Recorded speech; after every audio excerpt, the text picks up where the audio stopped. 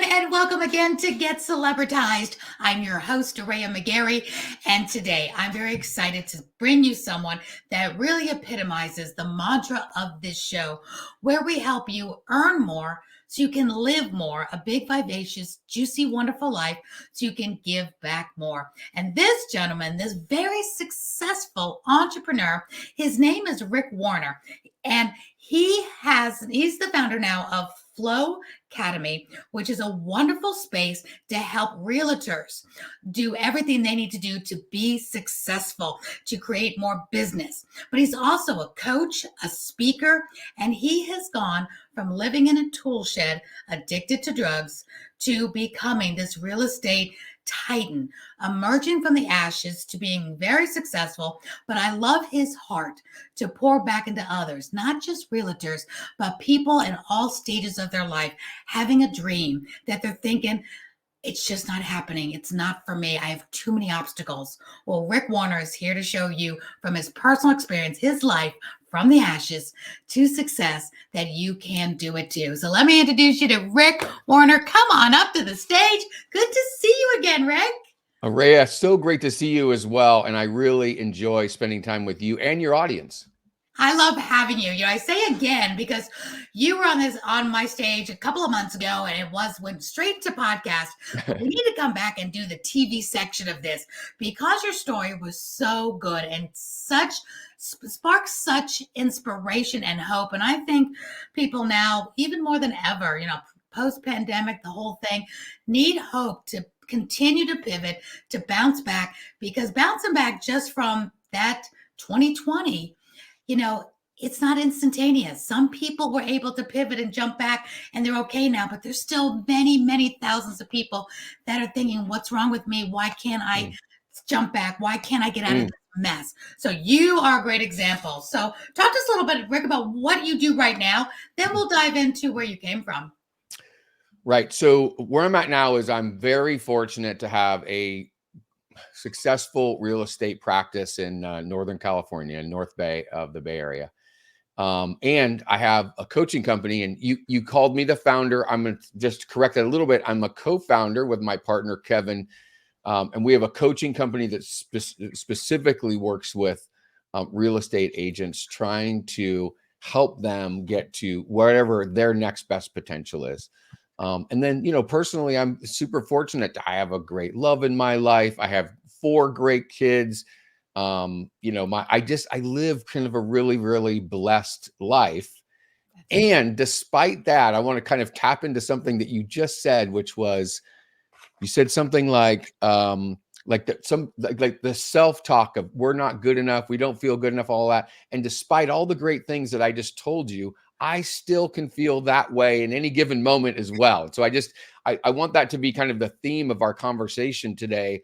We talked about this before when I was on the podcast, but there is this kind of, above the waterline presentation that we just do naturally as humans, right? We kind of put together our best, version of myself, just like I just did. I'm like, hey, I'm this, I'm that, and it's great, and I'm happy. And all those things are true. And I know what it's like to feel like I'm not enough, or that I'm never going to get to wherever I want to go, or I can't believe I did this again, whatever it is, despite my success. And learning how to live within that context and learning how to continue to move forward and help other people and take my own inventory inside of myself is all part of the mix. In other words, it's not just an arrival at some place, right, with some success. So I know that's a longer answer to your question, but I wanted to just kind of set the stage right for this whole conversation that we're going to have over the next few minutes. I love that, Rick, because I love that you address that, even though you're all these things that we all get introduced with these wonderful accolades when we go on shows and stages and stuff. But you said even to this day, and you're right, all of us feel this way, or we're lying, we still have those feelings of vulnerability. We're still not good enough. There's further we can go. And who are we to think we can go further and get onto that stage or get to that level? it's being human. And I'm so glad you humanized that, Rick, because it is so important that everybody knows. I like to call it the conga line of life. There's always somebody we need to hang on to their hips because they're Yes. further ahead Oh, than I us. love it. That's Yeah. great. And Yeah, it's then a great metaphor. I Yes, know. very I good. just thought of that. So about a year or so ago, I said, we're this conga line. And there's Yeah, always somebody that needs to be holding on to us that isn't quite far as we are, because we're always further ahead of someone, but not as far as someone else. So if we all exactly. join forces, then we can all go through life together. Yes. And I just love that. So on that note, that's a perfect segue, Rick, to let's dive backwards a little bit and let's start giving the viewers hope. You weren't born right here with the love of your life, your beautiful children, your beautiful life. You had some really big obstacles to overcome. Let's talk about that. Well, it's funny because actually what I first had was a really great loving family, you know, and my mom was a school teacher, my dad was a pastor. I had two little twin sisters who actually just turned 50 yesterday. Oh, happy And birthday. I know, you know, kind of, I don't know if the audience is even old enough to know, like, kind of that Leave It to Beaver to some degree standpoint, right? I mean, it was the 70s and the 80s, and like the world was different, and my life was pretty good. And then somewhere along the line, I started to struggle with how life hit me. In other words, as normal things happened, as normal life things happened, I started to take them overly personally, or like overthink things, or have a lot of anxiety, or whatever it was. And that seemed to coincide. And who knows, maybe that was age appropriate. I have no idea. But somewhere in there also is when I started doing drugs and alcohol. Initially, it was great. It was fun. I mean, I remember the very first time I was exposed to all this stuff, it was actually one weekend. It was anyway, it doesn't matter. The point is that I had a great time, and I'm like, oh my gosh, I'm going to be doing this a lot. In fact, it was one of the few things that I said, I'm going to do this a lot. And then I actually followed it up by doing it a lot. The And so one it was time great. you shouldn't have followed through with what you said. Exactly, right? But somewhere between the age of 16 and 20, I kind of crossed this line Mm, of it went from being fun to being necessary, right? mm, And I used drugs and alcohol as a coping mechanism. And at some point it became really not even fun at all. It was just like, I need this to just function. And my whole life became centered around that. And you can imagine, if that's what your whole life is, it's going to, it's not going to go well. And so with my best efforts and having had a great childhood and all the things, by the time I was 20 years old, I was living in the back of a tool shed behind a driving range in Marin County, California. I had a sleeping bag, I had a porta potty, I got my showers at the local YMCA. Like, that was the best I could do. And so that's what happened. Wow. All right. So we'll unpack that a little bit. The one thing I like to really do on my show is when somebody has a story like that, we tend to read books about where they were, and then now they're here, and it's the stuff in between, the Right. really juicy stuff. Like, okay, I don't want to just know how you made it to the other side to out of it. Let's talk turkey about really what was that first step that it took for you to identify you didn't like where you were, and let's talk about what steps you took to get out of that. Yeah. Just even to Well, just to stop doing what you're doing and just, have a roof over your head. Never mind the success. Let's start with taking yeah. that first step to make Yeah, that life. totally. Yeah, exactly. Because it needed to start with me stopping, right? And I just want to highlight too that it's statistically likely that there's somebody listening right now to this podcast that is in a similar place, or if they're not Mhm. there now, they're going to be there soon, or maybe they were just there recently. And so I really just want to make sure that we're spending just a little bit of time there, because it is such a crossroads, and such a magnificent difference could be ahead of you. And I want those people to know that you are 100% not stuck, even though you think you are stuck.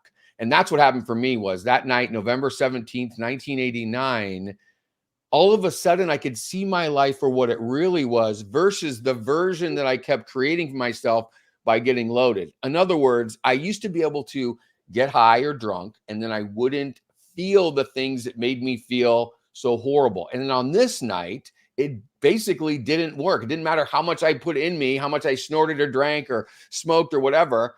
I still was able to see my life for what it really was, which was like, dude, you're living in a tool shed. I had a baby I didn't want to be a father to a year before that as a 19-year-old. I was terrified of my whole life, and I could see the fear and the resentment that I was living in for what it really was, right? And then I was terrified that I would wake up the next day and I would do it all over again, that this was going to be my life. And for me, what I did that night was I said, God help me. Now, a large percentage of the people listening are be like, I don't want to hear about God. I totally get it. Because that was me too. I was not a God person. But that's a fact. I said that, and I can't ignore that part of the story, because what happened was from that day forward until this day, and it was just last week that I just celebrated 34 years of not having any drugs or alcohol. 34 years, right? And so that's a lot of living in between without having done the thing that I had to do every single day.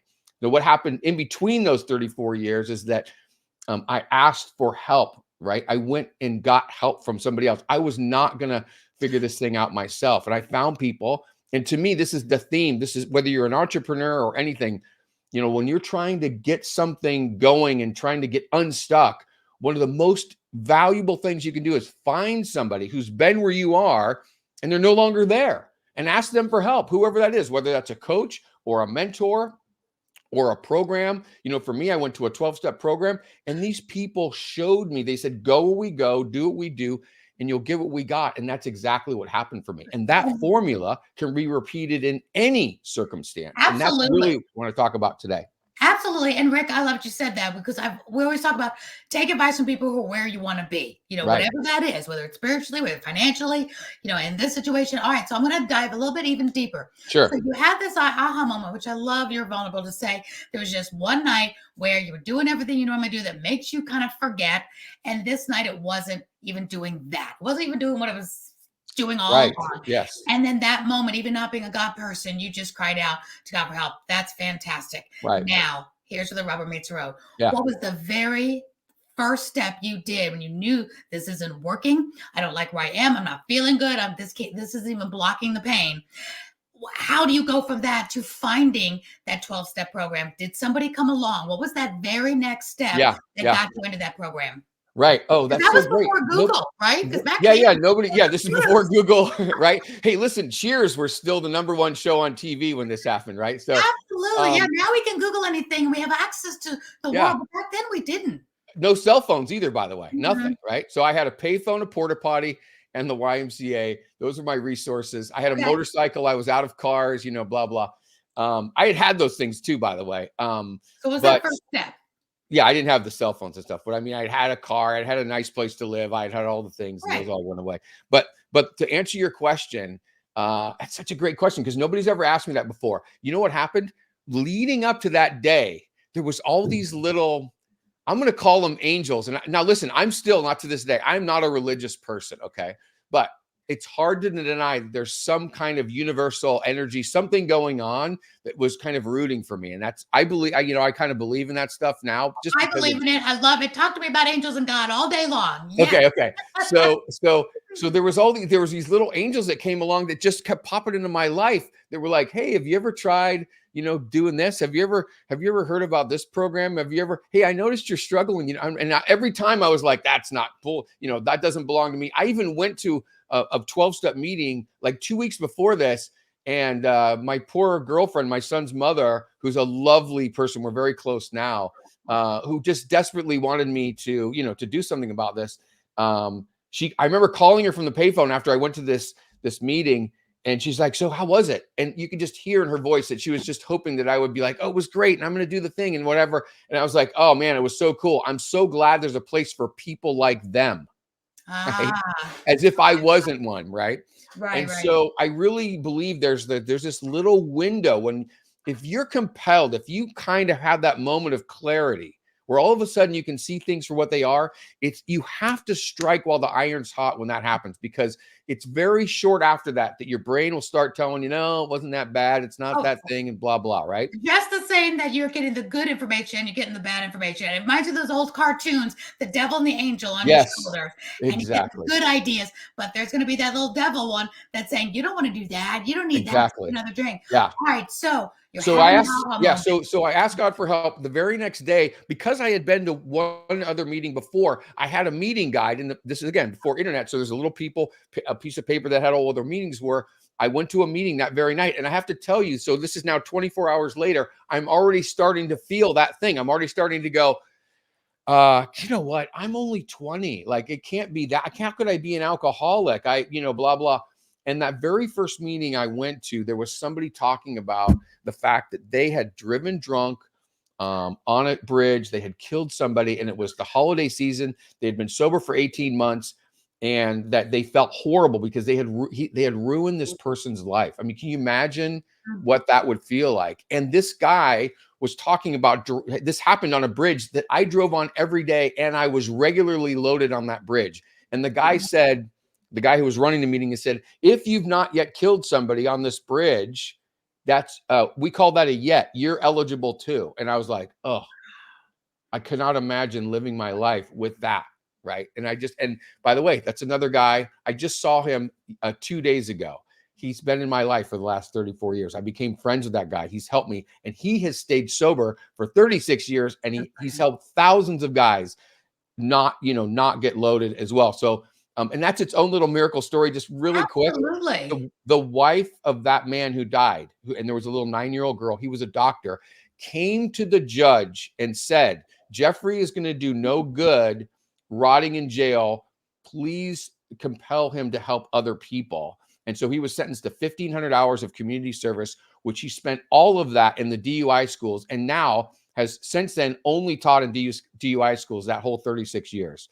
And so it's just another good example of, listen, what happened was horrible and tragic, but it did not happen in vain. You know what I mean? Right. And so that's, to me, that's what all these experiences are. Whatever your listeners are having right now, where they're struggling, they're in a challenge, they feel like they're stuck, whatever it is, that there is a silver lining at the other end of this. Because if you win, not if, but when you get out of this, when you avail yourself to the people that are going to, and you change your mindset, and you read the books, and you go to the class, you do the things, you get the coaches, whatever it is that gets you to the other side of that, the very first thing that you need to do is make sure that you're looking to the person behind you. Just like you said, that metaphor, which I've now already forgotten. What was it? It was, the conga of life, right? That you need to find that person that needs to hold on to your hips behind you and go, come on with me.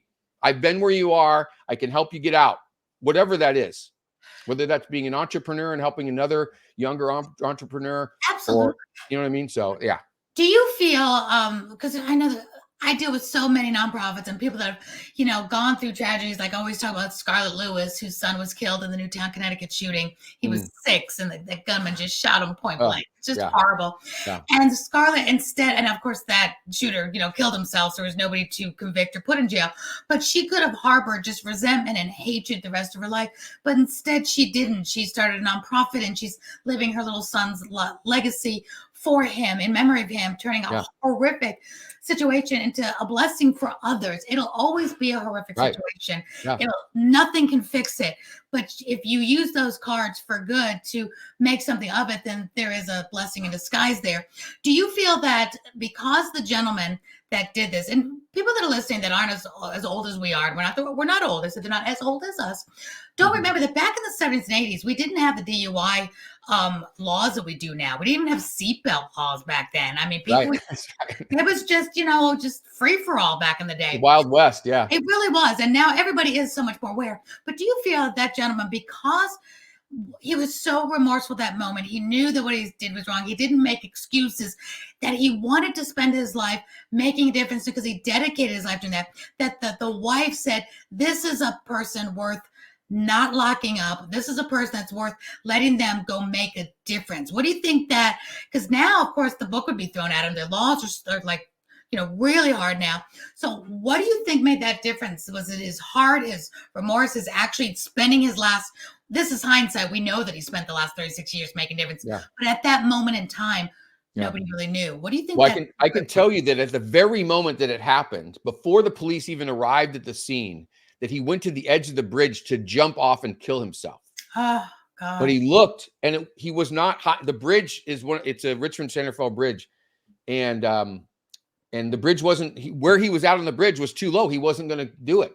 And so he had to just wait. And then when he was, in jail, he wanted to kill himself. He could, and I'll tell you something, he would not, the idea that there wasn't enough laws and all stuff, that is not something that he would ever like hang his hat on. Like, oh, we didn't know. Like, that's bullshit. That's not, Right. that's not a thing for him, right? That he's responsible for what happened. And it was really this wife coming to the court and saying, I forgive Jeffrey. Wow. Right. And I mean, can you imagine the power in that? I just can't even imagine the power in that. And for her, right? For her to have, just like this woman you're talking about whose child was shot down. I mean, a 6-year-old, are you kidding me? And there's such a valuable lesson in giving up, because this idea of being angry is like taking, it's like taking poison. What's the metaphor? It's like taking poison and expecting your enemy to get sick. It's like, it doesn't happen. You're the one reliving it, right? And the enemy is the, whatever. It's like, it's inconsequential. So, Absolutely. yeah. So anyway, I think though that when it really caught on for him was when he started making a difference in other people's lives. And that's my story. And that's everybody's story that's had the opportunity to struggle with something and then come out the other side. And this is what I was talking about. This is the theme. Come to the other side and go, oh, okay, wait a minute. I don't have to live that way anymore. I don't have to be that person. I can actually be the person beyond my wildest dreams. And that formula will work in anything. It'll work in business. It'll work in parenting. It'll work in relationships. It'll work in everything, right? And it's finding that and then helping the people behind you. Just like you said, the conga of life. I love it, right? Absolutely. I like to think of chain links, right? Where there's chain links and I want to be in the middle of the chain. I want somebody ahead of me going, Rick, come on. This is what we're going to do now. And then I want to be the person going, hey, Area, come on, let's go. All I think about the chain links, I think of bondage. I think it's forced. When you're in the conga line, you are freely hanging on and you can let go. Yeah. But you're freely saying, I'm making this decision to take good advice, to find that person that's come out the other end. And it's that because we have our free choice, free will, free choice. We can go either way. So I do love that. All right. So now I just love this conversation. I love that you really were down that road. You met some amazing people that were also down that road and you all kind of rose up together. Right. So now how did you go from there to now you're getting help, which is great, to now becoming successful? Because many people say, okay, I'm out of it, but I'm still not finding, how I make ends meet. How do I build a career? What do I do? They're in that now. It might be they're healthy and they're not taking drugs or alcohol or whatever the pain might have been or the obstacle, but now they're just not making success in business. What say you into finding that? Because now you're the successful realtor, coach, speaker. How long has that been? And how did you get into the success route financially? Well, I wish I could say that I wrote out a plan and I strategized and I figured out that real estate was for me. That is not at all what happened. What happened was I had several failures before I kind of ended up in real estate.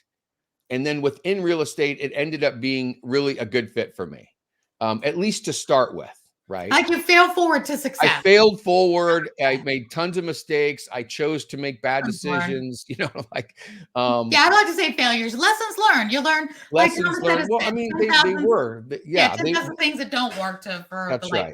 That's true.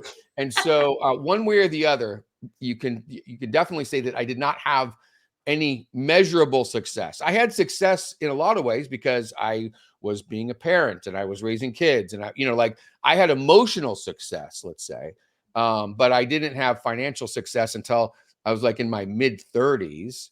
Really? Okay. And then I kind of fell into real estate and it just worked for me. Now, what I know now looking back was part of what worked for me was that the market itself was great and a lot of people were succeeding, right? And so then I had this kind of fake success almost where I was like, hey, I've arrived. Look at me. I've done this thing. And I made more money than I've ever made in my life. I bought $1 million house. I bought a nice car, all the things. And then, kind of big hurdle number 2, almost exactly 20 years later.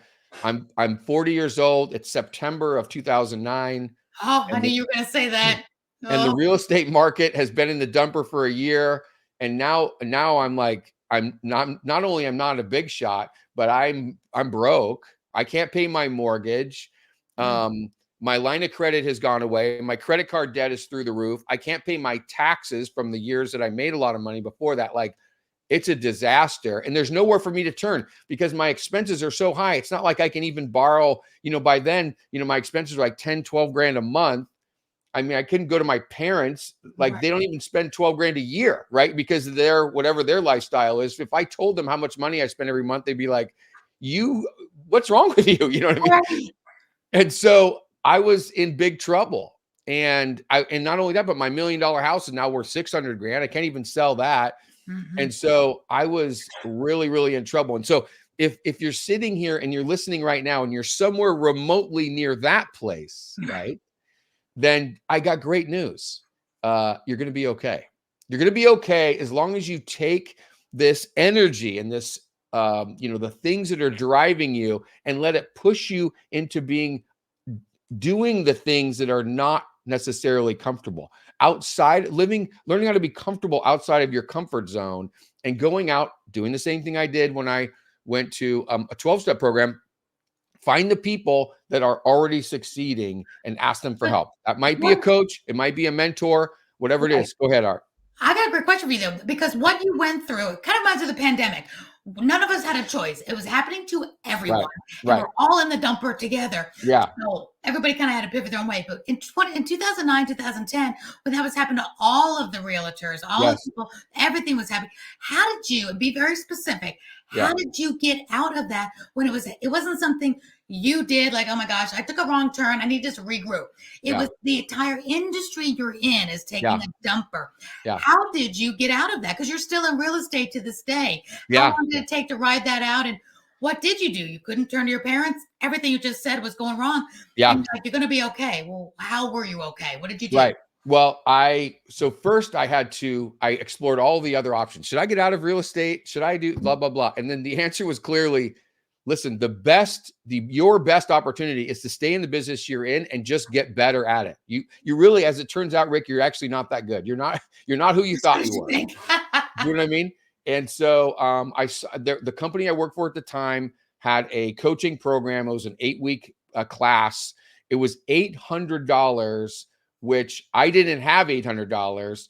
I called around to the other people who had done it in the country, within the country who had done it before me. And I'm like, hey, is this real? Because I'm going to have to borrow the money to do this, but I need to get better. And everybody's like, that's really great as long as you do the work. And this Okay. is what I'm talking about, learning how to be comfortable outside your comfort zone.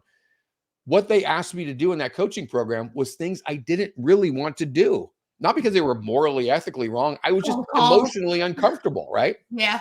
I didn't want to ask people for help. I didn't want to call people. I didn't want to make cold calls. I didn't want to, like there was all kind of discomfort around. In fact, one of the things we had to do is we had to talk to 100 people a week, 100 different people a week. I'm like, who I don't have 100 people to talk to. And so I had to go so far out of my comfort zone. But the point is that I was willing to go to any length to succeed, just like the same thing I was when I got sober. I was willing to go to any length to succeed over this thing. And And nobody so said it'd be it That's the thing. It wasn't easy to come from where you it were. was definitely not easy. In fact, it was quite hard. And it should Yeah. be because success is hard. It's hard work. Yes. Rick, I want to make this point before I forget because the first step, though, that you're saying is in your case, this isn't in every case, Yeah. but really analyze. You knew that real estate was going to come back. Everybody needs a house, whether you're going to rent one or own one. It wasn't like a dying breed, like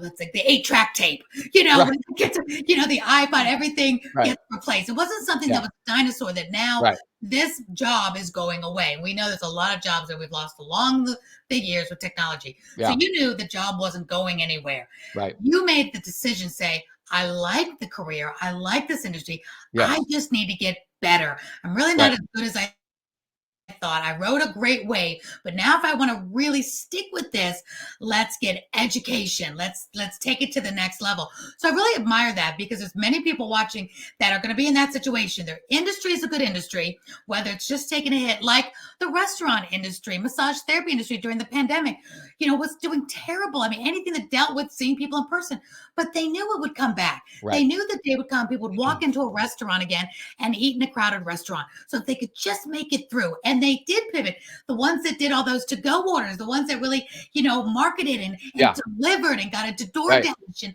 they made it work. So now when we opened up again, they were still standing. So I think that's a really great point to make. You don't have to. Yeah, and to that point, exactly. And to that point, what happened, if for those of you who are listening who don't know, in 2008, the stock market crashed, so did the real estate market. And in 5 months, everybody's value is down 35%. But worse than that was all of a sudden, all of the sales are what are called distress sales, meaning they were either foreclosures or short sales. And so the approach that I took within the context of that class is, how can I come from contribution? How can I make a contribution to the people that are struggling, right? That need help. And so that's what I did. I started handwriting letters to people that were having a hard time with their house. And I'd say, hey, do you need help talking to your bank? Right? Do you want me to talk to you about what the bank can and can't do? Do you want to know what the rules are, so that how long it is till they foreclose, and how to and I did all that. And while there might have been sales at the end of it, a lot of them weren't sales. A lot of them were just being helpful to help people understand, because here I was in the same boat. Like, I called the bank. I'm like, hey, I can't pay my mortgage. What do I do? And I thought, man, there's got to be, I'm in the business and this is hard. I'm thinking there's a lot of people that are, that are just scared, and they're not even in the business. They don't even know. And so I took that approach of like, come from contribution, be helpful. And I think this is a good fundamental tactic that people should have, if they don't already, which is see where you can add to the circumstance, right? Don't make it all about you. Make it about how you can help somebody else, and be authentic in that. In other words, don't expect something in return. Just go and be helpful to people. That was a big part of it. I like that you saw a need where it's okay, I can be helpful. These are my potential clients, possibly. They're struggling, they can't pay, so maybe I can help them out. And through helping, there could be a blessing at the end for you, but you weren't even thinking about that. Let's help people that are in the same boat, because you had the knowledge to do that. And then I think when you worked with enough numbers, that some ended up. Exactly. That's the thing. It wasn't, because I'm not a charitable organization either, right. But I knew that if I spent enough time being helpful to enough people, some of them were actually going to need to hire me. And the rest of them that didn't, that was totally fine. If that, which is really brilliant, because instead of making 100 sales calls a week, which could be a lot of hangups, you did 100 value calls. How can I help you? Exactly. And it's so brilliant when you think about that. It's funny. I remember just talking about that. There was this one. So I was actually handwriting letters and taking them and delivering them to people, right? And so I went to do this one, and because I was afraid of talking to people, and so I went to hand deliver it though, and this guy caught me putting in his mailbox, right? And he goes, hey, who are you? Right? Now remember, these people are getting inundated with letters from the banks and from people and all these things. And I said, I'm just a realtor in town. I'm not trying to bother you. I wrote you a letter because I know you're in default. And if you need help just talking to the bank or knowing how things work, I'm happy to help you to do that. And I don't charge anything. And then what I know now is his sister came out. It was actually, I thought it was his wife, but she's like very nice. And, and then they invited me on their porch, and then they gave me coffee. And then I just started talking to them, and I was really coming from contribution. And then the guy went from being kind of angry and whatever to, hey, what do you think about this? And what do you think about that? And he goes, we have another house for sale. And we literally got in our cars from his porch, drove down to this other house that he was selling. And he says, can you sell this house? And I sold his house, but it was all coming from contribution. And then that same guy, that was, what was that? That was 2011. That same guy, I still talk to him all the time. Every time he needs anything, a painter, whatever, he constantly calls me, and we've become really good friends. But it started with, hey, do you need help? Can I help you? Coming from a place of service and value. Yes. And again, but the smart thing, again, you're not a nonprofit, and nonprofits need to make money too, but right. You weren't we're just helping something totally out of the industry. You went into your industry, you went into your demographics, said, okay, it's a mess. Let me just go in and help, because then if Yeah. I help enough, they get to know, like, and trust you. If it's a good fit, there could be something in. But all the cool stuff that happened on the way, like that story, you didn't expect that, but you just were being you, and you were saying, even if nothing happened, you get gave total value for free, you would have been fine with that. I really Exactly. love that. And now I have to ask, what happened with your $1 million house? You went through the whole crash like so Yeah. many others did. Yeah. What were you able to do? How did that get resolved? Yeah. Yeah. It's a great story because we were able to keep the house. I had one 30-day late. Um, and then I was able to, just one thing happened after another, and we were able to just kind of get by. Eventually, we did sell the house, but we sold it for a very handsome profit, and we did Yeah. it when we decided to sell. It wasn't based on the market, and it was well above the $1 million price that we had purchased it for. Good for So you. it's really, really great. I'm very fortunate that that's what happened. Well, no, you're Um, not fortunate. You worked hard at that. You're fortunate, you were blessed, but you worked hard at that. You made that decision, say, okay, the world's in this mess. I'm not alone. I need to yeah. get better at doing what I'm doing. So you were a result of the decisions you made. You could have Yes. made many different decisions, saying, well, this is happening to everybody. I'll just let it go. I'll foreclose. What are you going to do? The world's a mess. You Yeah. could have easily done that and gotten a job, done something else. Real estate's not for me, but you really knew it was for you. You liked it. So you wanted to keep it. You said, let me get better. And I do love that when an opportunity for education came your way, I always tell people this: do your due diligence before you invest $8 or 800 or 8,000. Do your due diligence. Call people. Did they like it? Did they get value? So you knew it was worth your while to Yeah. get that money, borrow that money, because you knew it was in good hands, because you knew people said, if you do the work, it will work. So you Yeah. didn't just haphazardly just throw that 800 away. Oh, I hope this works. Fingers crossed. Yeah. You were very deliberate in the decisions you made. I, And that's I what I had no, like to really I had no promote you. choice though. I want to Could be just, having decisions. There was a lot of coaches out there. There was a that's true. lot of scams at that time too. Yeah. Right. But Right. you did your due diligence and got the Yeah. right education. Yeah. Yeah. Yeah. No, that's totally true. I appreciate that. But I also want to just remind again the listeners, because sometimes when I listen to a podcast and I hear somebody who's successful or whatever, I have this idea in my head. They're like, oh, well, they're just disciplined people, or they're Yeah. just good decision makers. And I want to be super clear with everybody who's watching or listening. I am essentially an undisciplined, poor decision maker by nature. Like that's my default. And so I've learned how to be disciplined. I've learned how to look for things better, but I frequently make the wrong decision. I frequently make the selfish Don't we decision. all? Do you know what I mean? So I just want to make sure that that's out there. And You're human. despite all that, I'm still having success. And that's where I coach from too, is that place of like my coaching partner, Kevin. He's amazing. And he's what do they call it? Midwestern nice. Like he's just painfully nice. And Painfully he's really, nice. really, I don't think he's ever done anything wrong in his whole life. And he's just succeeded along. And there's people that are like that. I'm not that person. I'm the guy who makes a ton of mistakes and then learns But from you're a them. And nice then person. what? You're a nice person. That's the best quality. Well, I hope I want to be nice, and occasionally I'm not occasionally I'm not even nice. But the point is that I don't want anybody listening thinking, oh well, I don't have the resources that Rick. He's disciplined or he's whatever, and I'm just telling you that that's not. I learned how to be disciplined, right? Yeah. I learned how Learn to be skills. giving. I learned how to come from contribution, and I have to, and it's a practice that that I'm purposeful about it. We've talked about in the past that what was the word that you have? Thrive, right? You're a That's what I thriver. learned from you the Yeah. last time, which is a great word. And what I talk about is that our brains are actually designed on default to help us survive, but survival does not correlate to thriving, right? Mhm. Survival, it keeps our world small. It's like, what do I need to be watching out for? I need to protect myself. I'm going to be skeptical of everybody. I'm not going to take any risk, right? Those are all survival thoughts. But the cool thing is that our brain is capable of thriving, right? Or what you call thriving.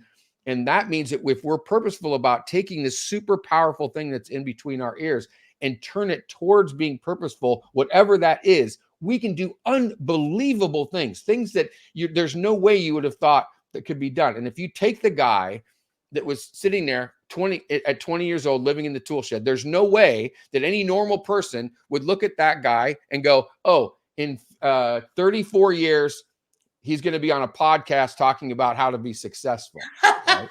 Exactly. There's no way that they're going to look at that guy and go, he's going to have this great relationship with his 35-year-old son that he didn't even want to be a dad to. Right? There's no way that you're going to look at that guy and go, someday he's going to own $1 million house. I mean, like none of these things. Yeah, his mother, Tony, who's, like I said, just an amazing person. I was so frustrated with her when all this went down, and she's one of my closest friends now. And the man that she was with, then she's still with now, and it's her husband, and he's a great guy, and we have them over to dinner at our house because we love them. And I sold their house and helped them buy another house. Like, these are all the things that there's no way you would have seen happening when you looked at me at 20 years old. Right. For sure. So that's what I want people to get, is that you are not stuck. No matter what anybody else thinks and no matter what you think, you can get away from, out of whatever it is that you're doing right now. Yeah, and again, you're so right, because you made those good decisions, and you listened to the good angel on your shoulder instead of the bad one at that one point and said, this is not working. And I love you're not an overnight success, because I don't think anybody is an overnight success. It's all a lot of challenges and day by day and moment by moments, but you tend to see all the success in social media, like, oh, wow, they just popped out like that. That's why I love doing the show that I do here. We can really talk about, what does that look like? Because we're looking at you now saying, wow, great. But you just took us back to that day one where you were, where a lot of people may be right now. A lot of people's sons or daughters may be in that situation. Yes. Yeah. And they're praying for hope and hoping for hope and wondering, will they ever turn out? And you're such a great example of, yes, don't give up hope on them. So with that, I'm so proud of you, so excited that you're just real, and you are real nice as well. And I want to give you props and what we call flowers, that you are the result of making those good decisions. When those decisions came to you, when you could have gone left, you went right. When you could have done nothing, you did something. So, and you've learned, and you've made mistakes and you learn from them, growing pains. You just lived a life, and you realize this isn't a rival. You're still going to keep on living and make mistakes and do more. But I love, and this is where I'm going to go now. You love to give back, and you love to help people now, and you love to mentor. You have your Flow Academy, which is really great to help realtors. But you also said to me before we went on the air that you really love to help all people, like entrepreneurs. And I don't want you to get onslaughted with just a million people calling you. Just say, hey, help me. But really, as I like to say, God brings people in your path. You freely give of advice. You freely give of, help. But let's talk about your Flow Academy for a few minutes before we end. What is this Flow Academy? You've got a great partner. Who do you help? And I put the website up here for them, because there are a lot of people in real estate or about to start real estate that would love to get mentored by you. Yeah, thank you. So I think that there's realtors kind of, or at least the people that we can help, kind of fall into three categories. Number one is they're just not making enough money, and they don't know how to do that. They don't know how to create a business that's built on relationship creation, cultivation, and accumulation. So that's really what we teach, is relationship creation, cultivation, and accumulation. But you really mastered that, because that's exactly how you got out of the hole. You built relationships with people, and then now look at you. Exactly. And so we have a whole system of how we do that.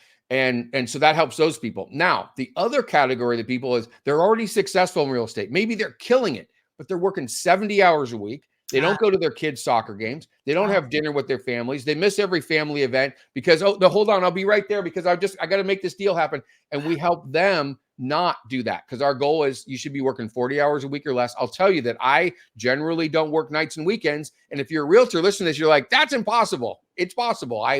This is what we coach.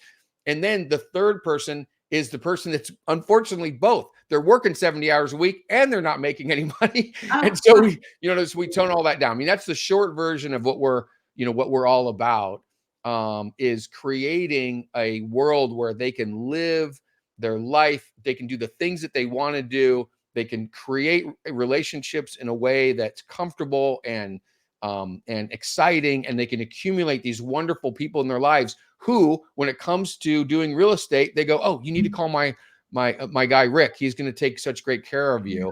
And that the business just happens. That's why we call it Flow Academy, because you're living in the flow of life, right? So that's our real estate business in You a, know a that coaching you just company. mentioned what every entrepreneur needs. You Yeah, just described every entrepreneur at some point. They're either working 24/7, not making money, or they're working 24/7, making money, but sacrificing family. yeah, So I've got to ask you this. yeah, What great piece of advice or tool or technique can you give everyone here right. that is, burning the candle at both ends, whether they're making money or not? Let's just bypass that. They might be making a little, but never enough to really make their dreams to scale it.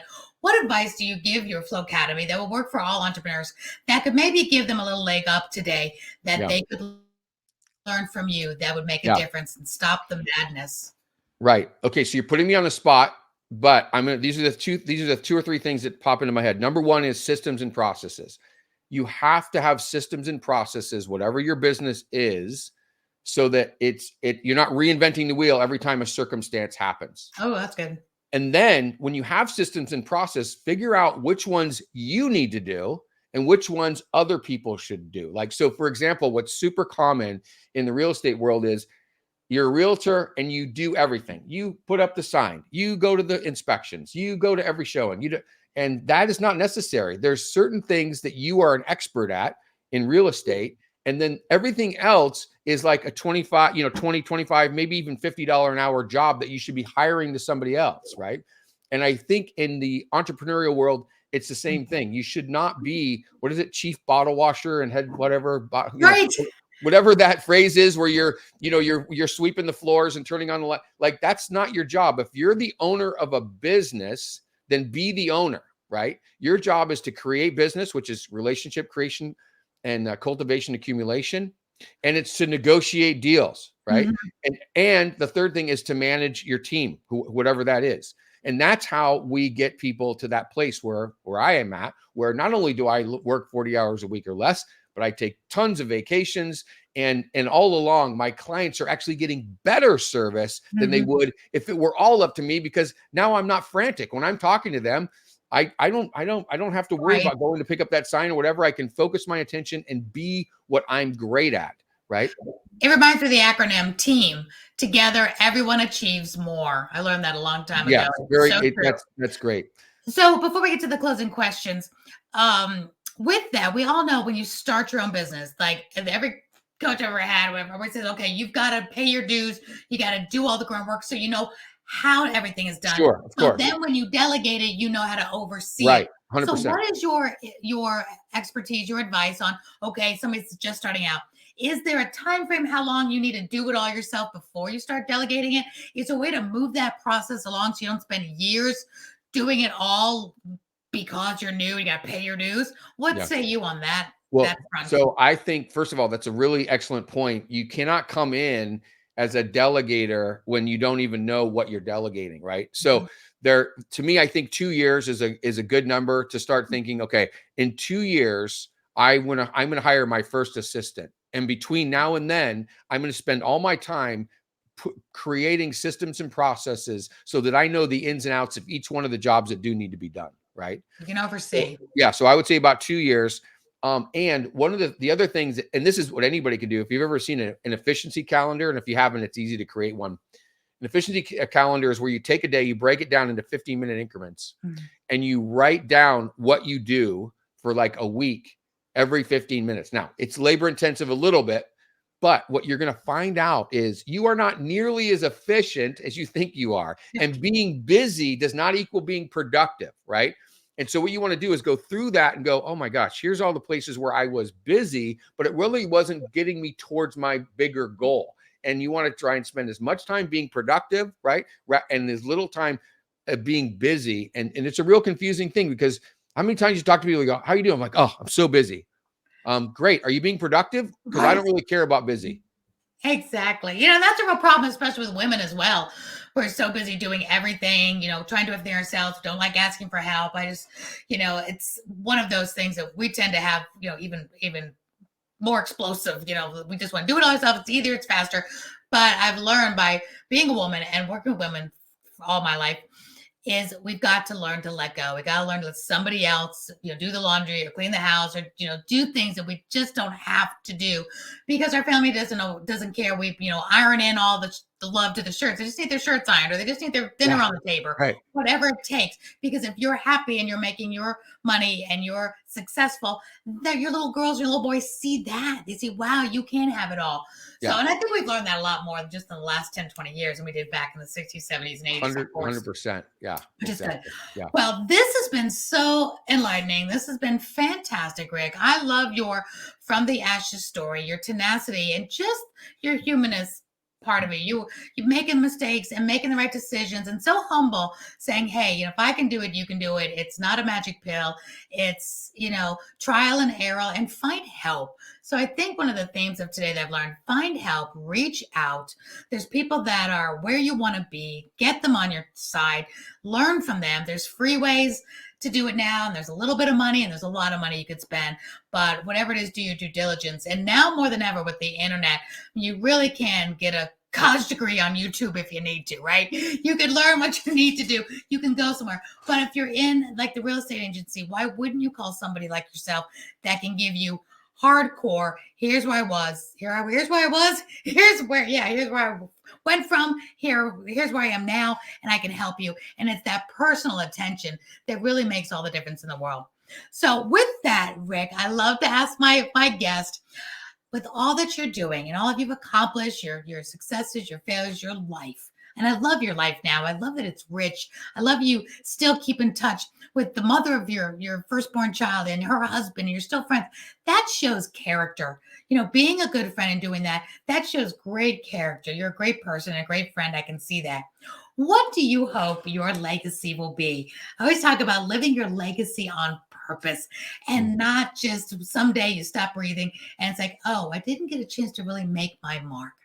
So what do you want your legacy to be? What are you working on that we can remember you in this specific way? What would you like that to be?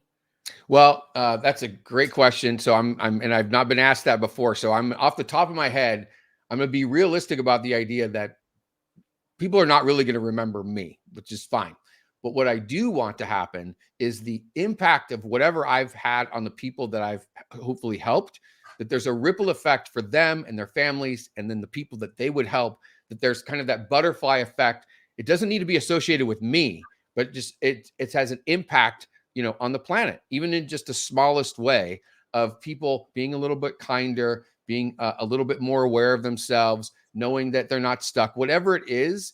And also that it was just completely laden with humor. We didn't get into a lot of funny stuff, but I spend a lot of time making jokes and having fun.